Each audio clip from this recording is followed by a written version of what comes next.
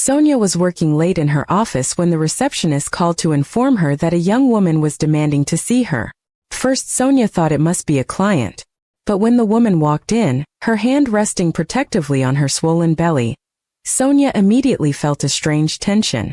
The woman's eyes darted nervously around the office before landing firmly on Sonia.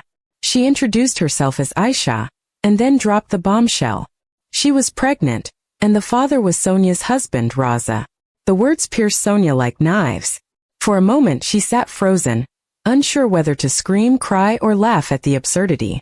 Aisha seemed almost relieved after saying it, as if she had finally freed herself of a burden. Sonia forced herself to remain calm. Instead of reacting with anger, she offered Aisha a seat and poured her a glass of water. Inside, however, her heart was burning. She had always suspected Raza was hiding something, but to have his betrayal show up at her office in human form was another matter entirely. Aisha explained that Raza had promised to leave his wife, to start a new life with her and their child. But lately, he had been avoiding her calls, making excuses and treating her like a secret. Out of desperation, she had decided to confront Sonia, hoping it would push Raza into taking responsibility. Sonia listened quietly, her mind racing. In that moment she realized the power had shifted. She wasn't the abandoned wife, she was the one holding the cards. That night, Sonia didn't confront Raza immediately.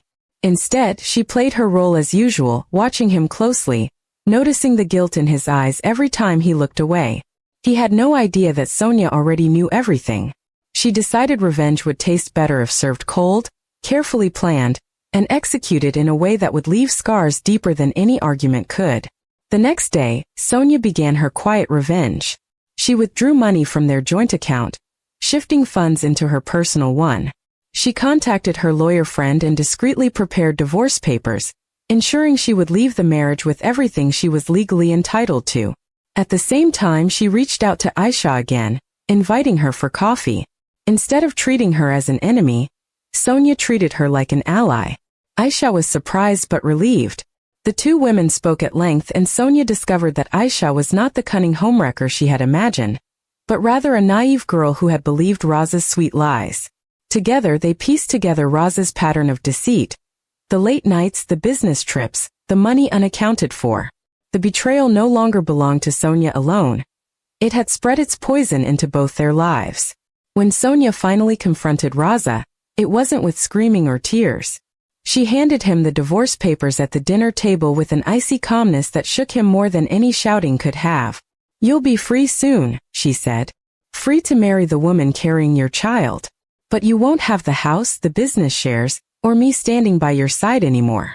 His face turned pale, realizing his world was crumbling. Raza tried to beg, insisting Aisha meant nothing, that it was a mistake. But Sonia simply smiled bitterly.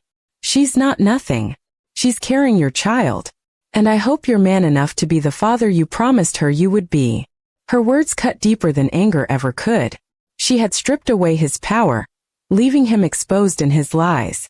Weeks later, Sonia finalized the divorce and walked away with her dignity intact and her future secure. Raza, meanwhile, struggled under the weight of his decisions. Aisha, now visibly pregnant, demanded the stability he had promised, but he could no longer juggle his lies. The house, the comfort, the respect, everything had slipped through his hands. Sonia, however, blossomed in her new life. Free from betrayal, she discovered a strength she hadn't known she possessed.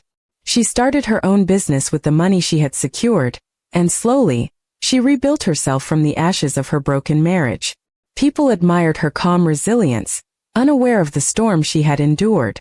One day, Sonia heard through acquaintances that Raza was living a miserable life, weighed down by responsibilities he wasn't prepared for, while Aisha struggled to trust him fully. Sonia felt no pity, only closure. She had loved him once, but his betrayal had freed her to find a better version of herself. In the end, Sonia's revenge wasn't about destroying Raza. It was about showing him what he had lost.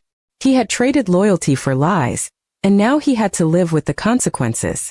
Sonia walked away not as a broken wife, but as a stronger woman, her silence and dignity delivering the sweetest revenge of all.